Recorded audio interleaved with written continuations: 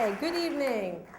Jennifer Aniston once said that there are no regrets in life, just lessons learned. I think she said that right after Brad left her for Angie. But nonetheless, that's a true life lesson for me. And I had so many lessons that I've learned in life that I had to choose between whether or not to tell you a story about the time I hit a camel named Ellie with my car. And I learned that camels play a mean game of chicken. Or the time that I ran with the bulls.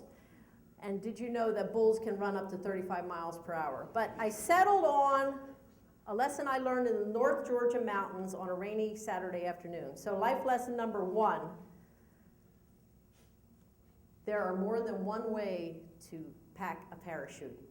So a girlfriend of mine decided she was turning 40 and she had her bucket list, and one of the number one activity she wanted to do was to jump out of an airplane. So of course she called me because she knows I'm an adrenaline junkie. So we drive up to the North Georgia mountains and we come to the smallest airstrip you've ever seen. And we come upon the smallest airplane you've ever seen. It's so small that it looks like the type of airplane that you used to wind a rubber band around and set it off when you were younger. So my husband and I look at each other and we're thinking, this is not going to happen today because it's raining. But we go into the hangar and we are faced with the decision. Okay, the decision is, should we jump out at 13,000 feet and free fall, or should we jump out at 3,000 feet and the parachute automatically opens and you just sail to the earth? So of course we choose to free fall because that song was popular, free falling. So we're like, yeah, we're gonna free fall. So my girlfriend decides that she's gonna let me choose who I'm gonna be strapped to, because if you're jumping and free falling, you have to go tandem with an instructor. So instructor A, we'll call G.I. Joe. He is literally ex-military. He's got a jumpsuit on with his name emblazed. He's got a buzz cut. He's yes ma'am, no man. And then we have instructor B, who looks like a taller, skinnier version of Spicoli from Fast Times at Ridgemont High. He literally smelled like weed, and he mysteriously would disappear into his VW bus, which I think maybe he lived in at one point. So my husband and I discussed this, and it was like the old commercial, potatoes or stovetop. So of course we picked G.I. Joe, because if you're going to be strapped to someone as you're plunging 120 miles an hour towards your death, you're going to choose someone whose life motto is no man left behind. So I choose G.I. Joe. So we go up, and the pilot says to us, I see a break in the clouds, okay? So we're going to jump in the plane, we're going to get up there, and once we get up to 13,000 feet, I think we'll be able to jump. So, of course, we're the last ones on because G.I. Joe is also polite, which means we're the first ones off.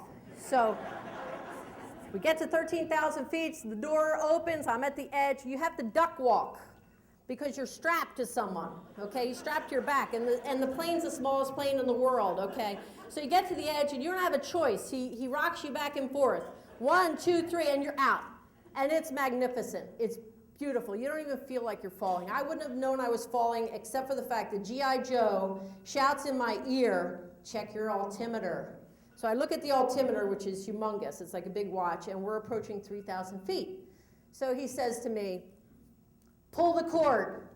So I pull the cord, and then it happens. Don't worry, the chute opens. But the harness felt like it split me in two.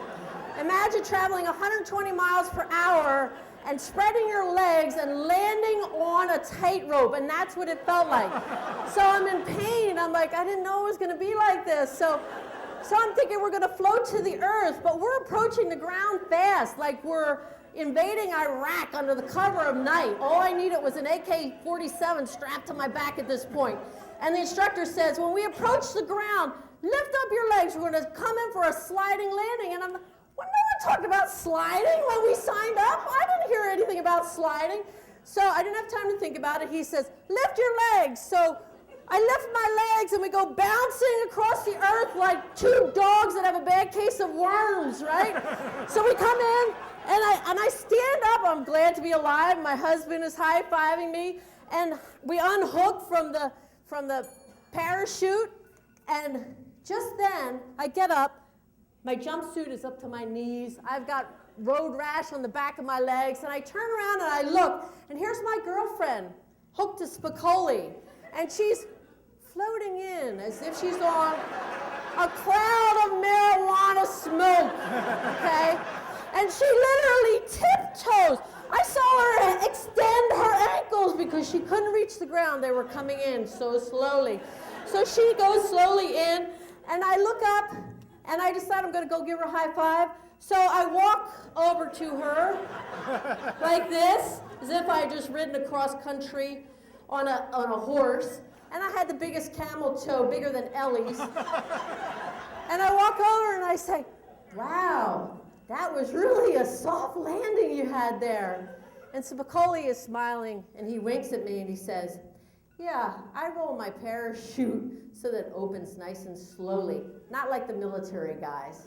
And I thought to myself, Jennifer was right. No regrets, but lesson learned.